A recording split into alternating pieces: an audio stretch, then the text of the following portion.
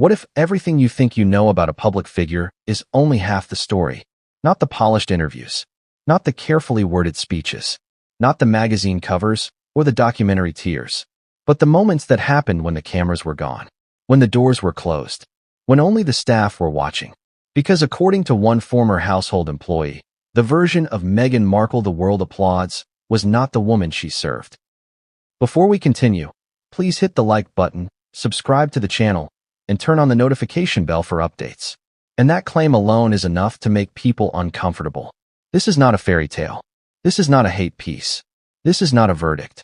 It is one person's account, a perspective that stayed buried for years, a voice that, until now, claims it was never allowed to speak. And before you decide how you feel, ask yourself this: why do we only ever hear from the powerful? The woman at the center of this story did not have a publicist. She did not have a platform. She did not have millions of followers ready to defend her. She had a uniform, a schedule, and a job that depended on silence. For a long time, that silence held. Until recently. Until a shift in public opinion. Until old wounds reopened. Until she watched the same narrative repeat itself again and again on television, online, and in headlines around the world. That's when she says she realized something chilling. If she didn't speak now, she never would. And when she finally did, the words she used shocked even herself. She was a devil. Not said with anger, she claims. Not said with hatred, but said with exhaustion. Now pause for a second. What does someone have to experience to use language that's strong about a woman the world describes as compassionate, misunderstood, and mistreated? That question is why this story matters. Because public narratives are powerful. They shape how we see victims and villains. They decide who gets sympathy and who gets silence. And when a narrative becomes too clean, too perfect, too one-sided, it leaves no room for inconvenient voices, especially voices from below. The former maid at the center of this story did not come forward with documents. She did not come forward with recordings. She came forward with memories, with moments, with a pattern of behavior she says still wakes her up at night. She insists she gains nothing from speaking out now. No fame, no money, no redemption arc, only relief. But relief comes at a cost. Because when you challenge a powerful image, people don't just question your story. They question your motives, your intelligence, your sanity. So before we go any further, something needs to be clear. This story is about allegations, about one person's experience, about how two realities can exist at the same time. A public figure celebrated by millions and a private individual experienced very differently by those behind the scenes. You don't have to believe every word. You don't have to pick a side. But you do have to listen. Because ignoring voices like hers is how power stays comfortable. The maid describes herself as invisible. That was the job. Move quietly. Clean thoroughly. Speak only when spoken to. Observe, but never be observed. She says that invisibility became both her shield and her curse. At first, she was grateful for the work. It was stable, prestigious, something she could be proud of. She told her family she had landed a position that felt unreal. She believed, as many did, that she was stepping into the orbit of someone modern, kind, different from the cold stereotypes associated with wealth and royalty. She believed the image. That belief didn't last long. According to her, the cracks didn't appear in some dramatic explosion. They appeared in small moments. Glances that lingered too long. Instructions delivered with an edge. A tone that shifted the instant no one important was listening. Nothing that could be reported. Nothing that could be proven. Just enough to make your stomach tighten. Have you ever been in a room where the temperature changes without warning? Where you suddenly feel like you've done something wrong, but you don't know what? She says that feeling became constant. And yet, every time she turned on the television, she saw a completely different woman. A woman described as warm, empathetic, gentle, a champion for kindness. The contrast was dizzying. Was she misreading things? Was she too sensitive? Was this just pressure, stress, misunderstanding? That's what she told herself. That's what many staff members, she claims, told each other in hushed conversations. Until one moment changed the way she saw everything. She doesn't describe it as the worst incident. She describes it as the clearest one. The moment when confusion turned into certainty. The moment she stopped making excuses. But we're not there yet. Because to understand why that moment mattered, you need to understand the environment that led up to it. This wasn't just about one person having a bad day. According to her, it was about a pattern, a rhythm, a cycle that repeated itself over and over again.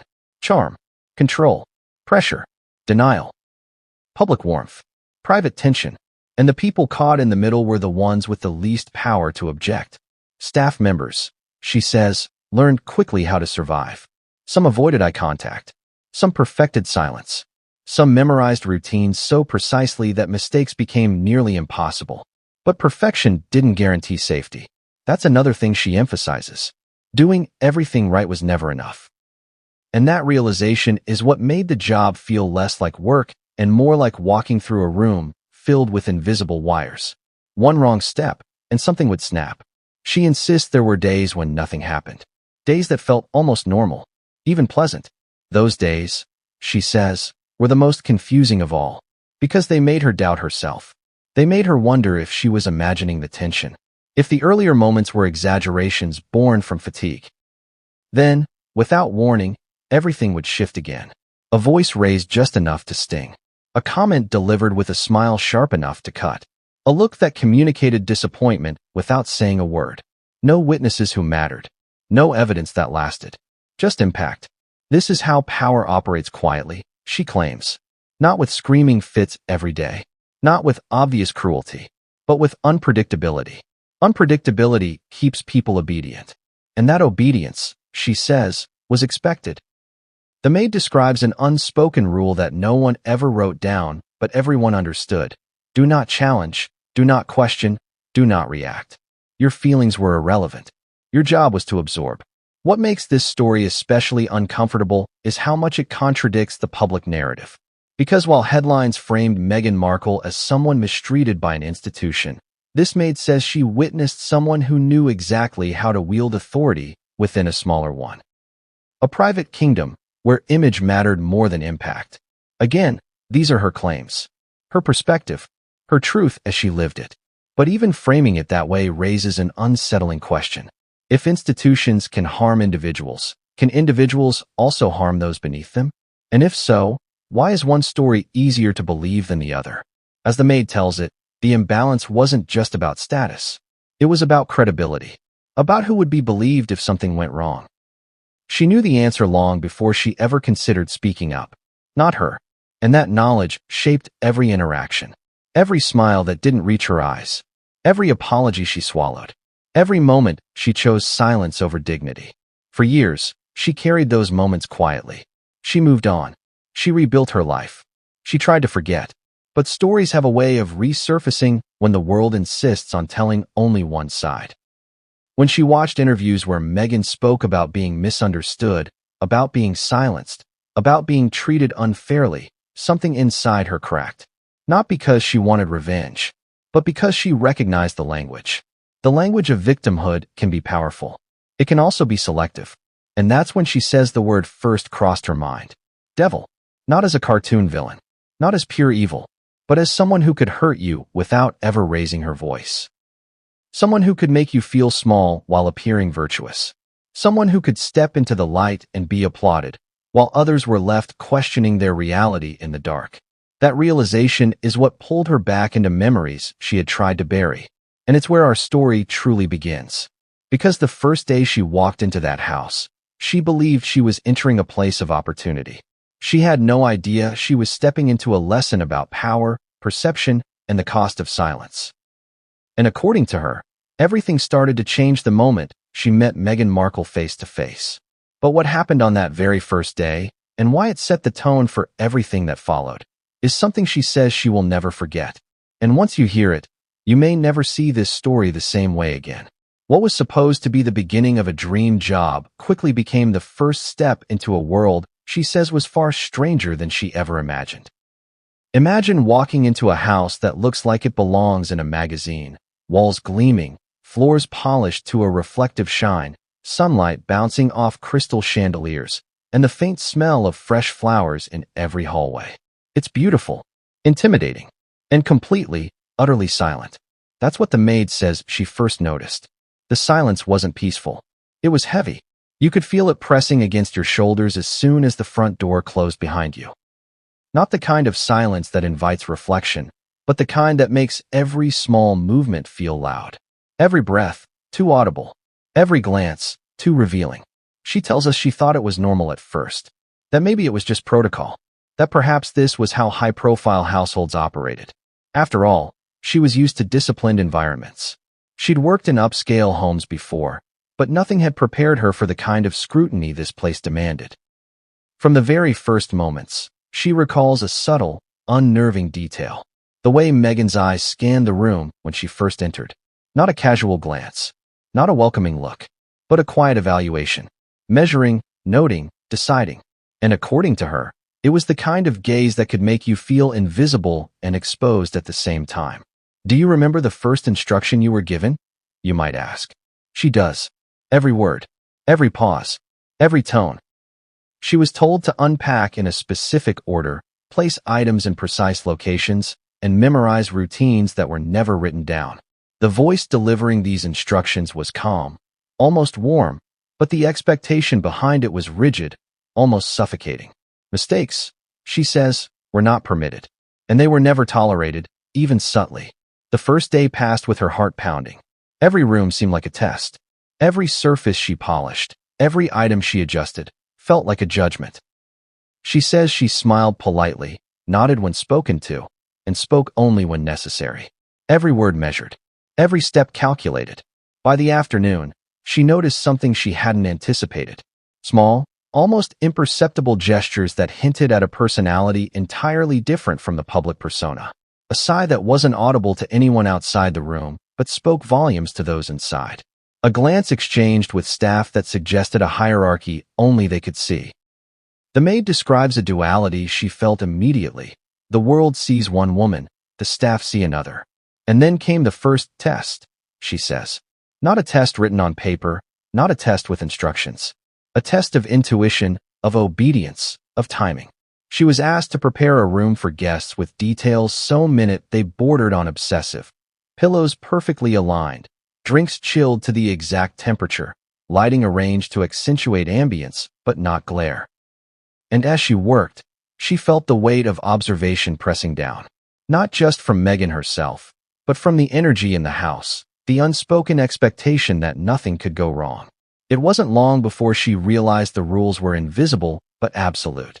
Every action she took was catalogued, assessed, and quietly judged. And that, she says, is where fear first seeped in. Not fear of punishment in the dramatic sense, but fear of being inadequate, fear of being unseen or overlooked, fear of making a minor error that could ripple into criticism. By the end of the day, exhaustion had set in. Her mind raced with questions. Was she doing enough? Was she reading the room correctly? Were her movements too fast or too slow? The tension was constant, unrelenting, and yet invisible to anyone outside those walls. Yet there was also a strange allure. She tells us she understood immediately why people stayed in this job, despite the pressure. There was a magnetism to being close to someone the world admired. An unspoken thrill in navigating a space few could enter. The prestige. The access. The secrets whispered behind closed doors. But even on that first day, something felt off. Something she couldn't name. Something in the combination of charm and intensity, warmth and scrutiny, left a lingering unease. A sense that beneath the polished veneer, there were expectations no one could ever fully meet, rules no one could fully comprehend, and a power dynamic that was quietly absolute. Her first encounter with Meghan was brief, polite, and professional. But the maid recalls the lingering impression it left, a presence that demanded attention without demanding words, a force that seemed to bend the room to her control. The kind of control that doesn't announce itself. That just exists, quietly, unmistakably. Even at lunch, she noticed the difference. A plate perfectly arranged. Conversation measured. Not cold, not harsh, but deliberate. Every smile, every word, every gesture seemed calculated to maintain the public persona she projected outside while testing the staff inside. By the evening, she was already exhausted. Her uniform pristine, hands slightly sore, mind spinning. But it wasn't physical fatigue alone. It was emotional. The realization that she was now part of a machine she didn't fully understand. That she was expected to perform seamlessly, silently, invisibly. And the stakes were immense. not for the public, but for her. And then, according to her, something happened that cemented the feeling that this wasn't a typical household job. A small incident, almost trivial in its description, but monumental in its effect. A comment, a look, a correction that seemed minor but carried weight beyond words. It wasn't cruel. Not exactly. But it made her aware of her place, sharply, painfully, in a way that no previous job ever had. She describes it as the first real lesson in how things work here.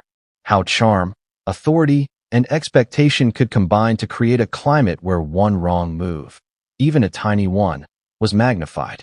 Where compliance wasn't just expected, it was demanded. Where perception mattered more than reality. And that was only the beginning. Because if that day was any indication, every day that followed would test her in ways she never imagined. Not with overt confrontation, but with subtle manipulation, quiet power plays, and a constant weighing of her every action. By the time she left that first day, she knew one thing for certain. This was not the household she expected, and Meghan Markle was not the woman she had imagined. There was something beneath the surface, something invisible but undeniable, that would define her experience in the months and years to come.